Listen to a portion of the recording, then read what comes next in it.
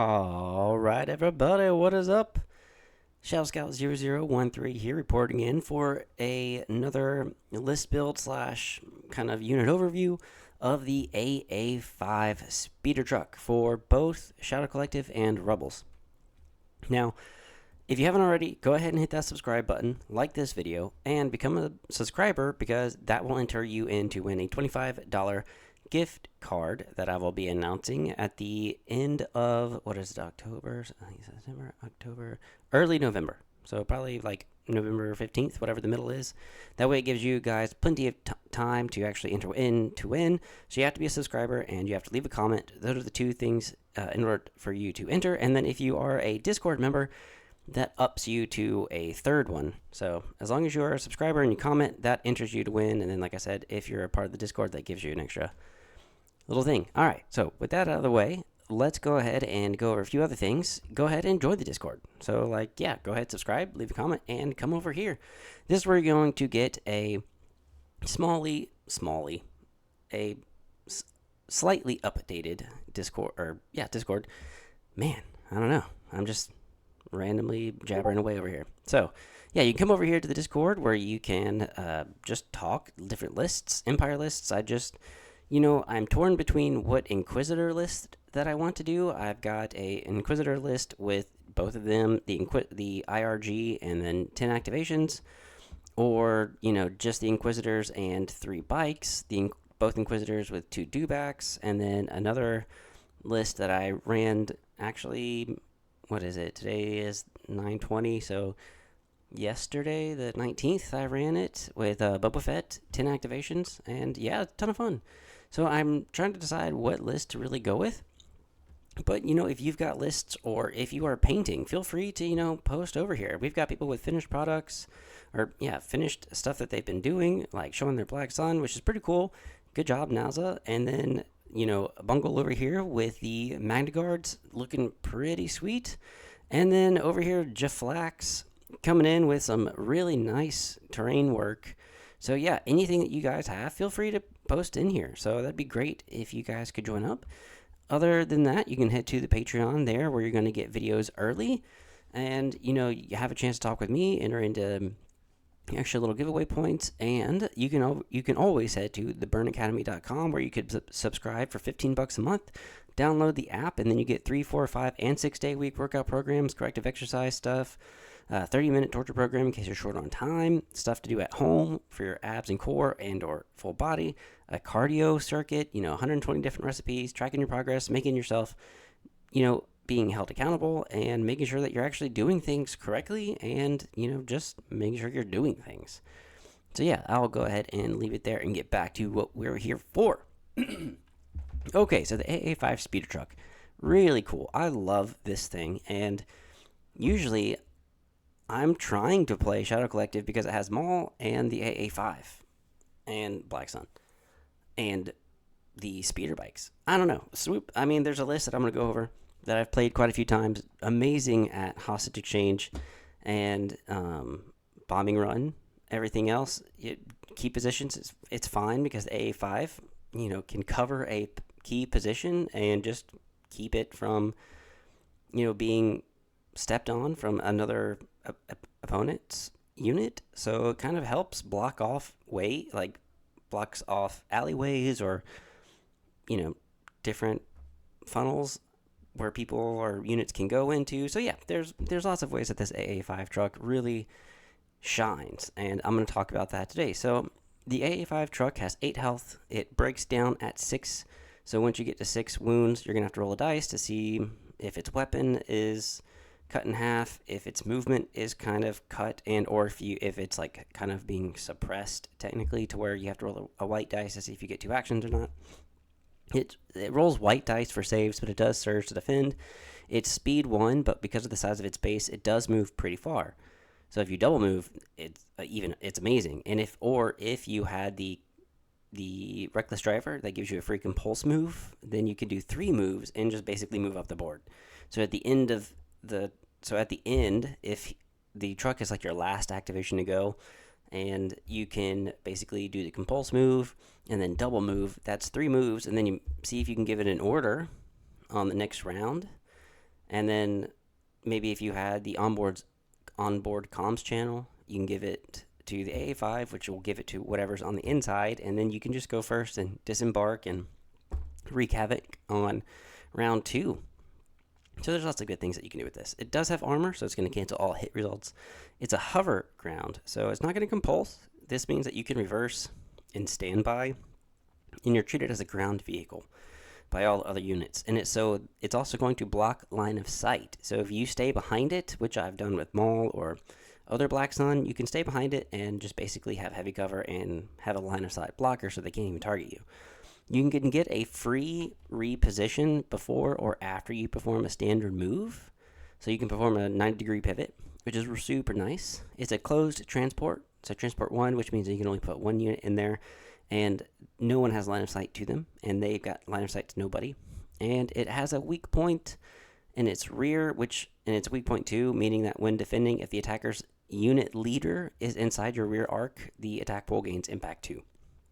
And then there's lots of stuff to do for upgrades on here, which kind of changes how you are going to use the A-A5 truck. Now, you can just bring it without any upgrades, and, it's not bad. It's going to get shot up quite a bit, but, with armor, it's not the worst thing. But with everyone bringing so many impact weapons, it's going to be kind of tough, meaning that you might want that refurbished Gonk droid, which is 14 points. It gives you shielded 2, which means you get 2 shield tokens when you attach the upgrade. And then at the end of the round, during the end phase, you can roll a defense dice for each of your inactive shield tokens, and you can flip the shield token back whenever you roll a block, which there's a 50-50 chance. And so sometimes you're not going to get any of them. Sometimes you might get one.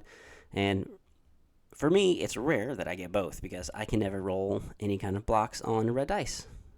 Now, it does have the backworld medic. So the backworld medic is really cool. You can spend an action to remove a wound or poison token from and or restore a mini to a friendly non-droid trooper unit that you are transporting or at range 1 and in line of sight of it. So there was an instance where, you could have, I had Black Sun Dauntless to the bus, and I should have gotten into it for its next action.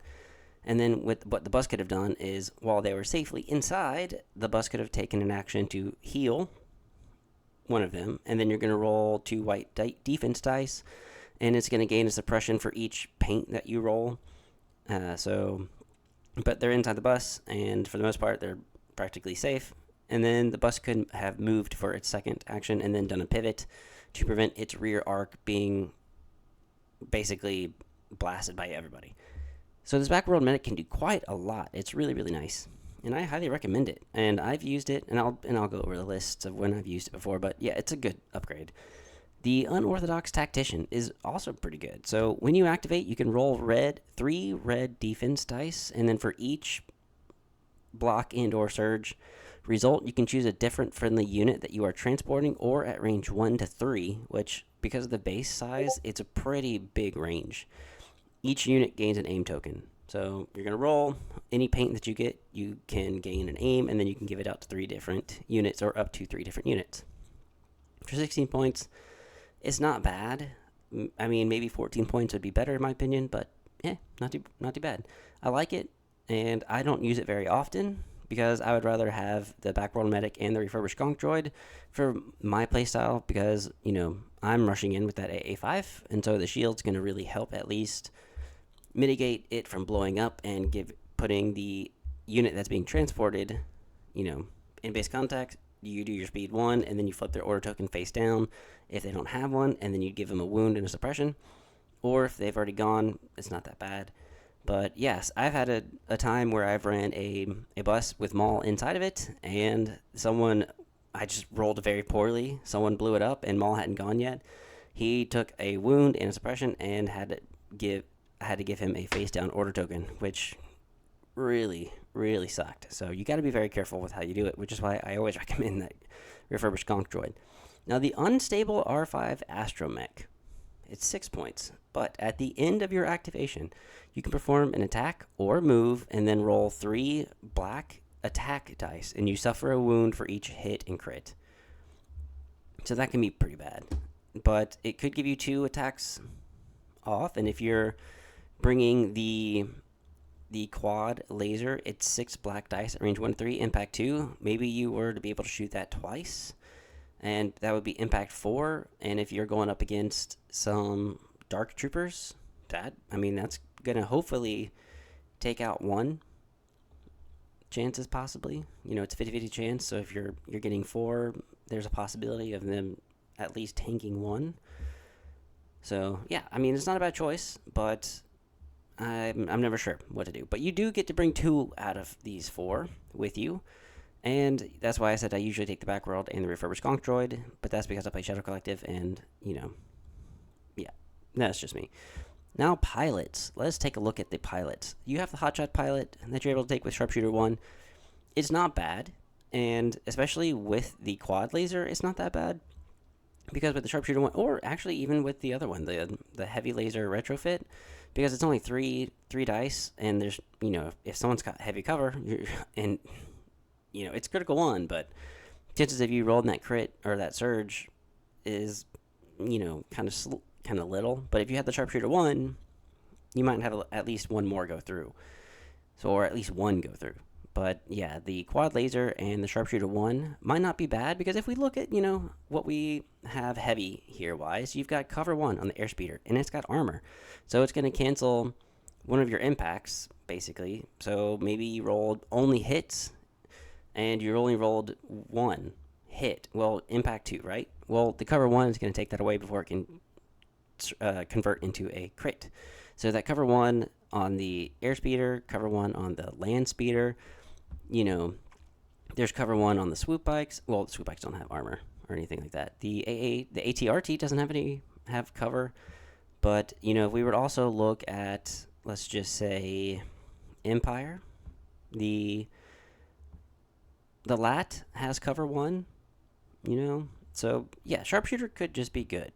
There's not going to be many times that you're going to need it if you're only shooting at armor, but for the most part, it's not that bad. Again, especially for the heavy laser retrofit, or if you're specifically trying to target other armored units. The Outer Rim Speed Jockey gives you cover 1, which I like. For 10 points, it's not that bad. It's going to basically negate one of the impacts in a way. So, there might be a chance, where they have, again, they rolled only 2 hits and it's impact 1. Well, with your cover 1, you're going to cancel one of those, and then you do get a crit, and then you can spin a shield. So the Outer Rim Speed Jockey could be very, very helpful. The Reckless Driver. This can be really fun. So the Reckless Driver, if you don't know already, when you activate, you perform a compulsory move. You cannot reverse, though. The first time during your activation that you displace an enemy unit, you can roll 1 defense dice for each mini in the unit, and then they're going to suffer a wound for each block, which is great. It's an easy way to get in some damage, especially if you're not bringing the quad or the retro laser. So, especially getting 3 moves with the A-A5 can get you in pretty quickly. And if you were to go last first with the A-A5, basically when you go last, you triple move with the A-A5, getting your Wookiees or your Black Sun really, really close. And then on the next turn, try to give your order to the A-A5 so that, it can either move or maybe even take a dodge or something. And or if you had give the order to whatever's on the inside of the A-A5, they can just go ahead, disembark, and get into your enemy lines. So the Reckless Driver is really nice. Rider Azadi. So when performing a move, you can increase or decrease your maximum speed by 1. So if you were to, bring Rider Azadi, move speed 2 at the end, you do just 2 moves, but at speed 2, that's still pretty far. So I forgot exactly the inches that you would move on the Rider Azadi. So let me just pull that up actually real fast. So if we were looking at it, a speed 1 AA5 is going to move 9.4 inches. And if you were to tap Rider Azadi and let it move at speed 2, it's going to move over 11 and almost 11 and a half. So it'd be the 11.4 inches at speed 2, and you're moving that twice. That's 22 inches, almost 23 inches that you're moving. So, man, that is pretty far on that table. But it's not bad. So, let's just see. So 9 and then 18 and then what, 27, 28 inches. Yeah, you'd be moving 28 inches with the reckless driver. So you're probably better off just with the reckless driver because it also is going to not exhaust and it's going to give you the possible ability to wound your opponent. Now, Shriv. I like taking Shriv personally because you're going to gain Field Commander, which is really nice. And then it's a free action to choose a friendly trooper unit that you're transporting or at range 1 to 2. And it's going to gain a dodge token and may gain a suppression token. So you don't have to give it a suppression token, but you can. So like if someone has danger sense and you decide to give them a dodge and a suppression, that will help their danger sense. So that's why I like taking them with the Pathfinders or Cassian and Jen. Shriv is going to do a lot to be able to give him that dodge. And or, there's a ton of nimble in Rebels, so giving someone a dodge could actually be very helpful. And since it's a free action, it's pretty good. Now, if you're transporting Wookiees, I mean, why not just give it to your Wookiees, give them a dodge before they get out for free, and then maybe move, and then take a dodge yourself, and yeah. So I like Shriv. Shriv, there's a lot of ways to use him. Wedge, there's no point for me to take Wedge because it's going to exhaust, and secondly, you get to perform a free pivot before or after a move anyway with the reposition. So it just kind of negates this. You really don't have to have Wedge. So those are all of the pilots. Now, if we were to take a look at the cannons, the quad laser or the retrofit, range 1 to 3, impact 2, 6 black dice, you're not surging, so there's a 50-50 chance of getting some useful paint on there. But the impact 2 is going to be really strong. Now, it is 25 points, and it is pretty expensive to be on the speeder truck with white saves, but I've used it, especially in conjunction, with the reckless driver, because what you could do is you can only move once with the A-A5 and have your unit inside disembark and do a second action. If you move twice with the speeder truck, you only get to disembark and that's all. So that's why you really only want to move once with the speeder truck so that you can allow your Wookiees or fleet troopers or Black Suns to jump out and attack. So with the reckless driver and the quad laser, you can do a compulse move, which is the one move, and then you can aim and shoot. If you don't have the reckless driver, you could possibly move and shoot without an aim. And then the reckless driver, maybe you compulse, you get to take out a mini because of the being able to displace and roll. Maybe you take out a mini, and then you can aim and shoot and take out a few more minis out of that unit. And then later on, you can disembark and then attack or move into base contact and charge if you've got Wookiees. So there's a lot of really cool stuff you could do with the reckless driver and the quad or heavy laser retrofit. Now, with the sharpshooter 1, with that heavy laser retrofit, like I said earlier, is going to be really good because you're only rolling 3 dice. But yeah. All right, now let's take a look at the comms stuff that you can put on there. So command control array, you can use coordinates. You can issue orders to range 1 to 2 instead of range 1. Yeah, there's no point for the A-A5. Comms jammer, pretty good on the A-A5. If you wanted to bring comms jammer, since you might, especially with the reckless driver, you're probably going to be wanting to get into someone's lines, so the comms jammer could really help at least negate enemy units at range 1 getting an order if it's ordered to someone else. Now, if a unit is issuing an order to itself, I think that's okay. So, because it says on the card, unless they are issuing an order to themselves. So, when enemy units at range 1 cannot be issued an order from another card. So, like if Luke is issuing an order to Rebel Troopers, and the Rebel Troopers are at range 1 of the A-A5, you can't do it. But if Luke himself is at range 1 of the A-A5, he can still issue an order to himself.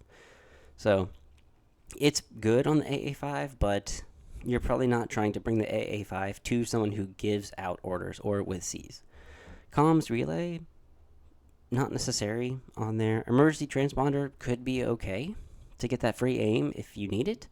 HQ uplink, yeah, I think that's a good one because if you don't really have good order control, then being able to use HQ uplink on the A-A5 and then give your orders to everybody else, or like I said, you use the reckless driver to do 3 speed 1 moves up, and then on the next turn use HQ uplink to give it an order, and then maybe move one more time, and then aim and shoot, and then maybe you gave an order to the unit inside instead of the truck. There's a possibility of that. Hacked comms unit, which during the issue order step of the command phase, after an enemy unit at range 1 is issued an order, you can issue an order to yourself. I don't think it's necessary on the A-A5, but if you're really trying to make most of the A-A5, then the hacked comms unit, if you were to get it inside your opponent's lines, could be good. But again, maybe they don't give an order to anyone near the A-A5, and you don't get an order yourself, and it's just a wasted 5 points. Link targeting array, and long range comlink. When I think of the bus, I'm trying to keep it as cheap as I can make it. And so adding all of these extra little things is kind of making it a lot more expensive. And I even say HQ uplink is like 10 points, and it could be a good upgrade, making it a little bit more expensive, but just it kind of depends on the supports. Like if you've got a lot of astromechs that can heal up the A-A5, or if you have R2-D2 that can heal the A-A5, then make it a little bit more expensive. That's fine. But I don't think link targeting array is going to be necessary unless you are literally trying to use it unless you're trying to give it an order practically every time to shoot the quad laser, which is 6 black, but I don't think it's necessary. The onboard comms channel is really that, and HQ uplink would be the main things that I would want to attach to the comms if I needed to attach a comms. Because with the onboard comms channel, during the issue order step of the command phase, after you're issued an order, you may issue an order to a unit that you are transporting. So if you had push and you had 2 A-A5s, you give them to both A-A5s, and then if you had onboard comm channel, they could in turn give an order to whatever is on the inside, like Wookiees. So that could be really good, because making sure that you give an order to whoever you're transporting gives you better order control and gives you the ability to go with the A-A5, and then next time immediately disembark and go with whoever's inside of there. Or at least allows you to go with the unit you're transporting whenever you want to. So for 3 points, this is amazing to have on the A-A5.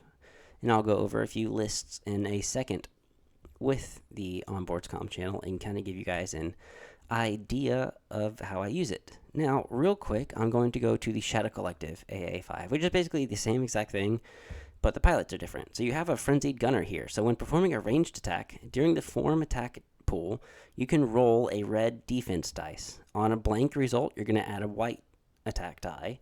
On a block result, you add a black attack die. And on a surge result, you add a red attack die. So maybe if you only have enough points for the heavy laser retrofit, maybe you bring the Frenzied Gunner, and then you roll a dice, and you get a 4th die. But it's still critical 1, with 4 dice instead of 6. But it's 21 points for 4 dice versus 25 points for 6 dice. So, kind of depends. And, or, maybe you want to go with the quad laser and the Frenzied Gunner to get 7 dice at range 1 to 3. That's not bad, and it's impact 2. So yeah, I mean, the Frenzied Gunner is amazing. I like him. The one I really like is the Raiding Party Leader. So he's going to gain Allies of Convenience and a Field Commander, which is great, because if you had the A-A5 with the Raiding Party Leader, if I had Maul, and Maul winds up dying, if I had to give out orders with discretion ploy, discretion, and aggression, then he can give out orders himself because he's got Allies of Convenience and he can give it to anybody. If you had to nominate a Pike, or if you only had a Pike commander left, Capo, well, the Capo doesn't have Allies of Convenience and you can't give an order to the A-A5. You'd only be able to give it to any other Pikes. So that's why I also like the Raiding Party Leader. And each friendly vehicle gains Demoralize 1. So if you're bringing the A-A5, or 2 A-A5s and 3 bikes, that's 5 units that have Demoralize 1. And with all the extra standbys getting handed out with the Echo Base and or the standbys with Maul or standbys with the Rebel Boba, that demoralized one really is good. And then you still also have the Reckless Driver as a part of the Shadow Collective, which again, I love the Reckless Driver if you have the points for it. And then you get the same 4 upgrades for the Shadow Collective that you get in Rebels, and that's really the only difference is the Raiding Party Leader and Frenzied Gunner. So I like them, and I like the Shadow Collective buses a lot. So I'll go over quickly 4 different lists, 2 Rebels and 2 Shadow Collective. So I double bus Cassian. I have 2 A-A5s with the Reckless Driver and onboard's comm channel, so that way you can give the A-A5 an order, and then the Wookiees get a free order. And I've got Into the Fray and Tenacity on the Wookiees. Yeah, there's only 3, but at least you're rolling 6 black dice and melee surge to hit. And you automatically have Duelist built in and Charge built in. So that's not bad. I mean, you really don't have to have the extra Wookiee. I talked about this quite a bit. The Canadian Bear had a really cool list, like I said, with the 2 lats and then Wookiees in each of them without the heavy, and only had Into the Fray and Tenacity, and they did really well. So this can work very nicely. And then I have Cassian with Hunter, Recon Intel, and his config. I have K2SO. I have R2D2 in here with the Repair 2, Capacity 2, to be able to give back or heal back some wounds from the A-A5 so they can make sure that during the first round, if you were to give them orders, then, you can go last with them, and then maybe... So I have Assault on here. So with Assault, maybe you give the orders to both A-A5s, which in turn give it to your Wookiee Warriors. So now your 2 heavies and your 2 special forces have orders, and the only thing left in your bag are your 2 commanders, 2 operatives, and 3 core. Well, then you have one more order to give out, so maybe you give it to either Cassian or R2D2. So that way, if he needs to heal the A-A5s in a matter of time, he can. And then on the second turn 2, maybe you go with Turning the Tide and give them to both A-A5s, which in turn give them to the Wookiees so that you can disembark whenever you want to. And maybe you go ahead and Reckless Driver a move, and then you take a dodge and a standby.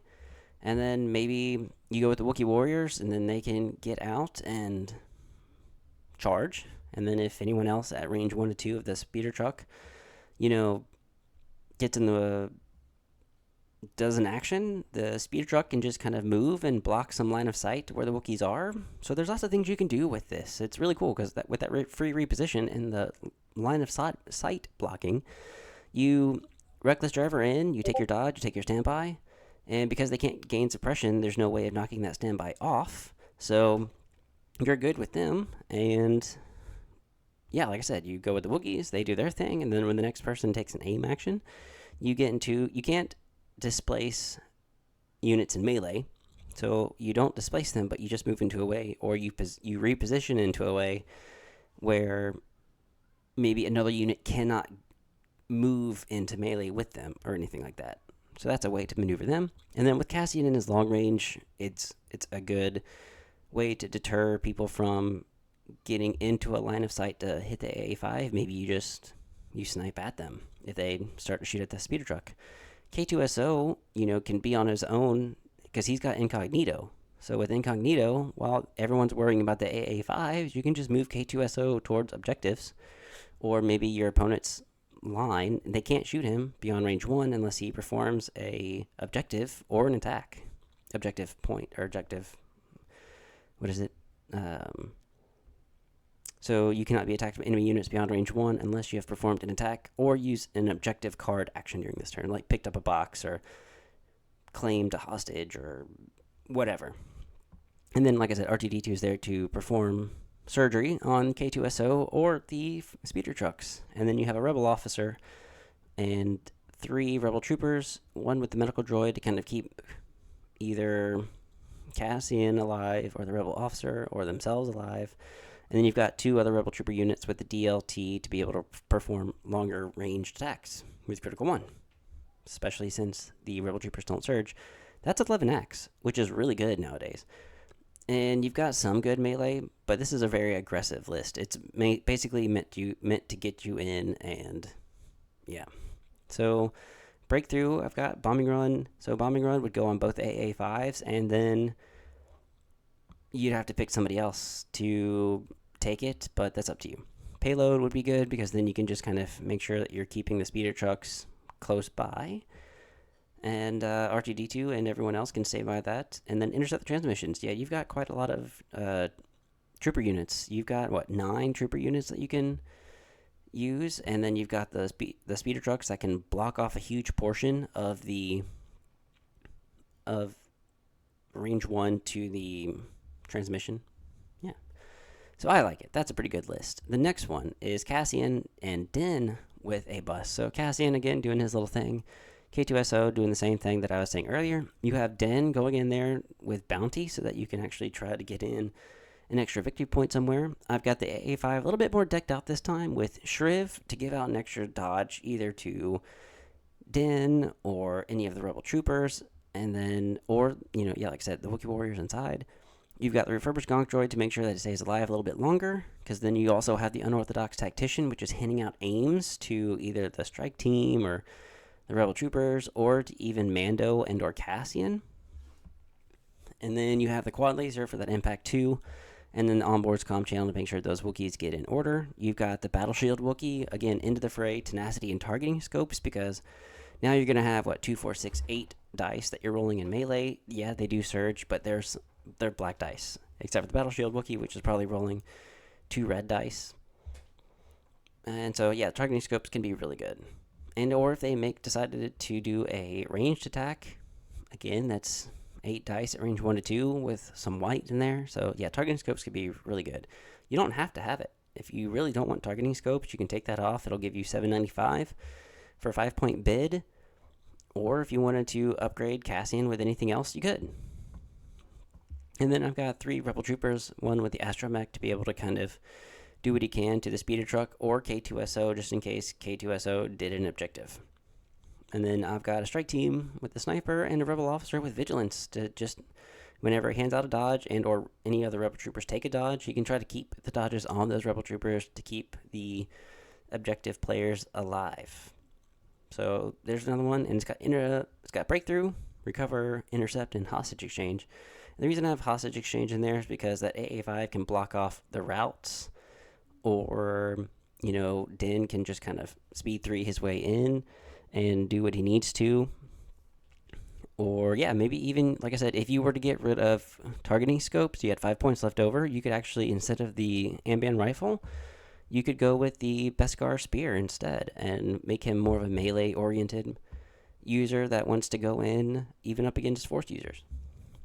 I just like the Amban rifle because it's suppressive and immobilize in melee if you get a hit through. So yeah, it's not that bad. And especially up against, the Ewoks right now, being able to give them some extra suppression in melee, because they take 1 less suppression off at the end of the round, and then just prevents them from doing much more damage with that aim and whatnot. Yeah, so I like this one. It's 10 activations again for Rebels. Not bad, because Rebels like high activation lists. Now, let me go over 2 lists that I like. One really that I adore is the 3 swoop bikes with the A-A5 truck with the raiding party leader, a backworld medic, and the refurbished Gonk droid. The raiding party leader gives the A-A5 and swoop bikes demoralize 1, so that when your swoop bikes get in real close, you can use demoralize 1 to give them a suppression token. Maybe you overrun, and then maybe you shoot, giving them so let's see. Demoralize 1, maybe you displace on a compulse move, giving them a 2nd suppression, and then you can shoot them. Yeah, they have cover, but then you give them a 3rd suppression per bike, and then you still can do overrun when you displace and or move through. Like I said, you can possibly, if you have 2 bikes, you can use overrun twice and still shoot, giving 3 attacks off. And that's 3, 6, 7, 8 dice possible per, activation. Possible. Not like every time, but yeah. They can do some real good damage. And they have no fixed front. So, you can do your compulse move and displace, and then move and do another overrun, and then shoot behind you.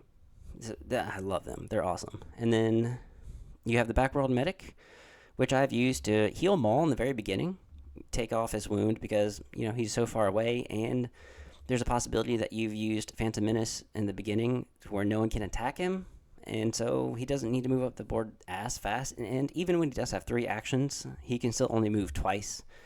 And at the end of the round, maybe you go with him last. Unless he has Vigilance, he's not keeping a dodge if you have it. So, yeah, I've used the Backworld Medic to go ahead and heal that one wound and let him be at full health. Because then you also have, At Last. And At Last, you can give yourself a free wound if you wanted to. And so that way you get your 3 actions. And that's worked really well for me. I've had Black Sun Enforcers in there with the Magdet, the Black Sun Vigo, and the frag grenades to jump out of that bus and do some damage. And then I've got a Black Sun Vigo with Improvised and Recon, and then 2 other Black Sun Enforcers with just the Magdet and Recon Intel for 794. This is a good, impact list because it's impact 3 per Magdet Enforcer. Yeah, so that's impact 3, 6, 9. And then Maul's got impact 2, so that's impact 11. Yeah, really nice.